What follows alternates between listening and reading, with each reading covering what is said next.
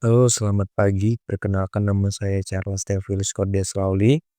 Saya di sini ingin untuk mempresentasikan tentang isu yang sedang tren saat ini, yaitu mental health. Sebelumnya, perkenalkan nama saya Charles dan NIM saya adalah 2023 011108.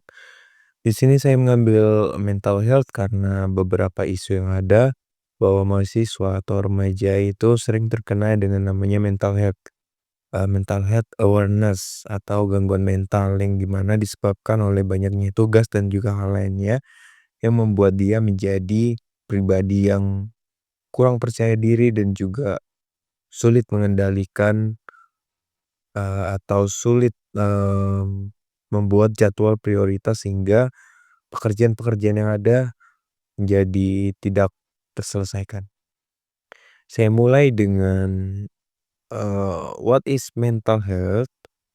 Mental health is about how we are thinking, feel, and handle life ups and down. Terkadang mahasiswa itu sering kebingungan terkait mental health. Di sini banyak mahasiswa yang dihadapkan pada situasi yang membuatnya tertekan baik di masa depan, lingkungan, dan lain-lain. And mental health isn't about feeling good, it's about feeling what. Jadi di sini mental health adalah suatu kondisi yang dimana seseorang merasa bahwa, dirinya itu, mmm, tidak merasa baik-baik aja, namun dia merasakan apa yang ada di sekitarnya. Kita lanjut, kenapa mental health ini penting? Mental health ini penting karena, mmm, mental health merupakan pikiran yang sehat. Banyak mahasiswa yang kesulitan mengontrol diri atau mengontrol pikiran, sehingga mereka sulit mengatur jadwal, prioritas, tugas berantakan, dan banyak kerjaan yang terlantar.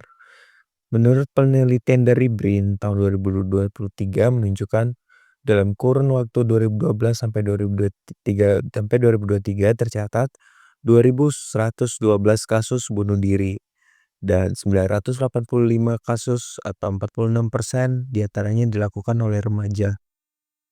Di siswa SD Banyuwangi itu bunuh diri karena sering diledek anak yatim. Sementara siswa SD di Pekalongan itu bunuh diri karena HP-nya ditahan ibunya. Ini adalah salah satu contoh nyata yang terjadi di Banyuwangi dan juga di Pekalongan. Saya kutip dari berita kompas.com. Kemudian menurut Pusat Informasi Kriminal atau Polri, sepanjang tahun 2023 terdapat 1.226 peristiwa bunuh diri.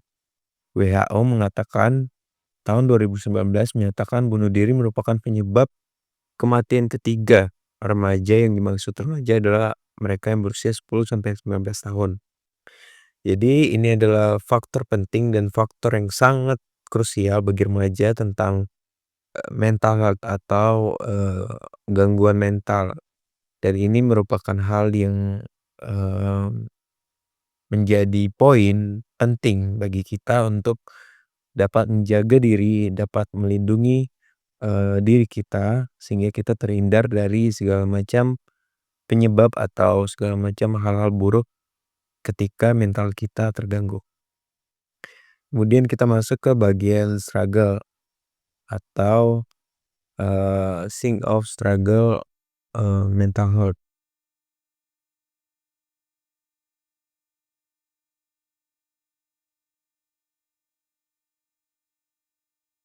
Sign of mental health atau struggle, gangguan mental itu seperti depresi dan kecemasan.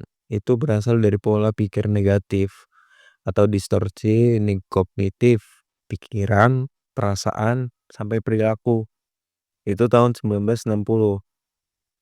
Dan di sini juga dikatakan bahwa trouble sleeping or losing interest in things you love, feeling isolated or struggle with daily talks. Kemudian di sini ada common myth and fact. Di sini saya mengatakan bahwa mental health issue are rare and just be positive and you will be fine. Jadi ketika mental health kita merasa terganggu, coba untuk berpikir positif dan semua akan baik-baik saja. Kamu juga bisa melakukan gym atau meditasi atau lakukan kegiatan yang kamu sukai untuk bisa menghindari dari dampak mental health ini. Langkah kecil untuk pikiran yang sehat. Berbicara tentang feeling, jangan menahannya. Maksudnya di sini adalah ketika kita merasakan sesuatu, jangan kita menahannya di dalam pikiran, namun coba untuk berbicara atau mengungkapkannya kepada teman, saudara, atau orang yang kamu percayai supaya ini tidak terdistrap di pikiran aja, namun bisa tersalurkan dan itu membuat kita plong biasanya. Nah, ini adalah salah satu cara agar mental health kita dapat terjaga. Kemudian stay active, walk, dance, or stretch. Ini adalah salah satu kegiatan positif supaya kita terus aktif, bergerak, dan tidak terbisap di situ-situ aja. Kemudian di sini ada the power of connection. Jadi kekuatan dari hubungan. You don't have to go talk this alone. Reach out to friends, family, or support group. Ketemu dengan orang banyak. Kemudian ada healing begin with a connection. Jadi healing itu dimulai dari koneksi, hubungan yang membangun antara teman-teman, keluarga, dan juga orang-orang yang kamu percayai. Buatlah ini menjadi momen yang terbaik supaya dapat menghilangkan rasa jenuh atau rasa beban pikiran yang menyebabkan mental health itu terjadi. Kemudian ada managing stress and anxiety. Terkadang mahasiswa tuh sulit banget untuk mengatasi stres atau anxiety karena mereka banyak yang terpikirkan mulai dari tugas, bagaimana nanti masa depan, bagaimana nanti lingkungan jika saya seperti ini, bagaimana nanti berbaurnya dapat berjalan dengan lancar dan lain sebagainya. Itu yang menjadi stres dan anxiety para mahasiswa. Makanya di sini kita perlu mengaturnya dengan cara take break and unplug from screen. Take break, eh, bernafas dengan normal dan juga write down your thought. Journaling helps. Jadi coba untuk menulis. Tulislah apa yang menjadi khawatir kamu, apa yang menjadi struggle kamu. Semoga dengan cara kamu menulis, kamu bisa melepas rasa keraguan atau ketakutan.